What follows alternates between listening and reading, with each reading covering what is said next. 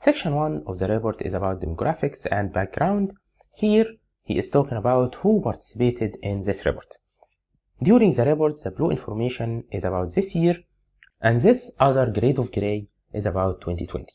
So here, like you see, this year, 31% of people who participated are test engineers or QA engineers, 25% are test leads or managers, then 14% are testers or test analysts, then 11% are automation testers, and 4% are software development engineers and tests or SDETs, and there are other roles in our project. Like you see, 0% of the testers are performance testers.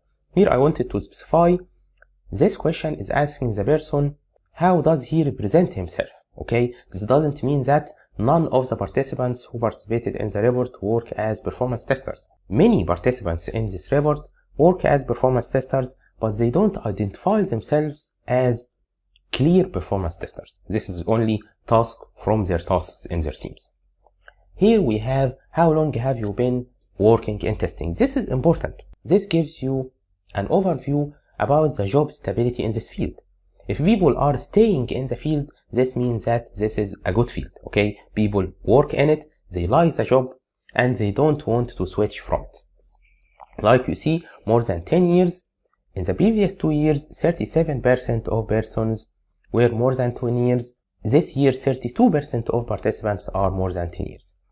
29 is from 5 to 10 years. This is my category. Then 2 to 5 years, 18%, 12%, 1 to 2 years, and around 10% of participants are less than 1 year of experience. This means that the field is still asking for fresh graduates and junior testers. This field, and this is a good news for you. Those are the participants in the report. Most of the participants are from India, Western Europe, and USA and Canada. Then we have the annual income in relation to experience and country of employment. Like you see, depending on your country or your region, you can find the range of salaries in this region. Of course, USA and Canada has the highest salary ranges. Here we have India.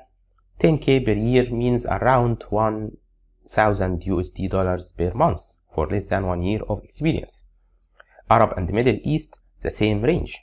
Here personally in Egypt, we at Nizam, we create a specific report like this one for Egyptian testers in order to know the state of testing inside Egypt. But this report is not discussed in this course because it is a local report. It talks about only the Egyptian market.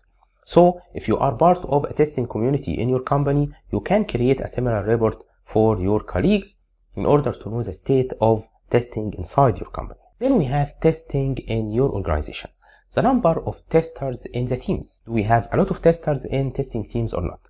Here he says, we can see the number of testers in the teams decreasing this year. This means that companies prefer having smaller test teams inside their organization. Like we see, most of the testing teams are 2 to 5 testers, 39% of testing teams. Next, we have 6 to 15 testers, 23%. Then we have 14% of teams, 16 to 50 testers. Then more than 51 testers. Here we have 12%. I am the only one, 8%, and the other, I don't know what does other mean. Does this mean we don't have software testers? This might be, or they use freelance testing, I don't know. But like we see, most of organizations have teams between 2 to 15 testers. Then we have education and learning. Then we have education and training. How do you learn software testing?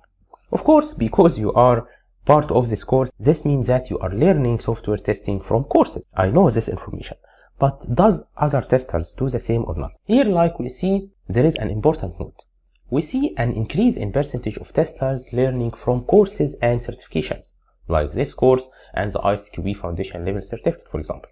On the other hand, other sources of information have decreased in the last couple of years. So like we see here, just doing it, okay? I'm just testing the websites or the applications, and if I find a problem, I search for it, how to solve it, 57%.